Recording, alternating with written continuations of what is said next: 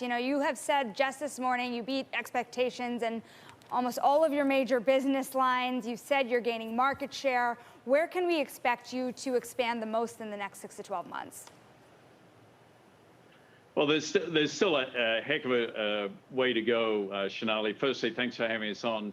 But we've got a lot of things in motion. We've just started really the whole workplace strategy, and we have several million clients that we brought to the firm through Solium and through E-Trade. That's just kicking off. I mean, the asset flows coming to the wealth and asset management business. I think we're about 400 billion year to date in new money that's come in. And then we're continuing to see share gain and extremely good performance across the whole investment banking sales and trading platform. I don't expect the investment banking pipeline to slow down at this point.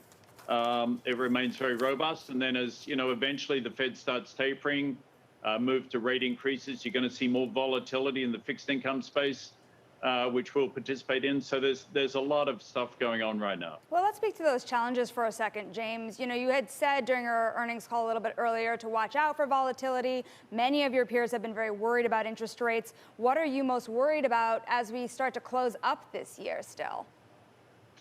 Well, I think I just said you've got to be mindful. I mean, we're seeing sharper movements in the market by the day. Some of the sort of earlier bubbles around SPACs have clearly gone off the boil a little bit. There's more geopolitical tension between the US, China, talk of Taiwan, et cetera. So I think you've just got to be, our job is to be mindful and to, on the one hand, have your foot on the accelerator, but the other, constantly be looking for where the big potholes are.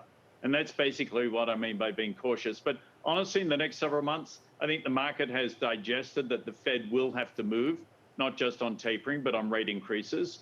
And by the way, we're 10 rate increases away from what would be considered normal. We could do 10 quarter-point rate increases. So bringing it up a little bit over the next year that's not a crisis and not unexpected.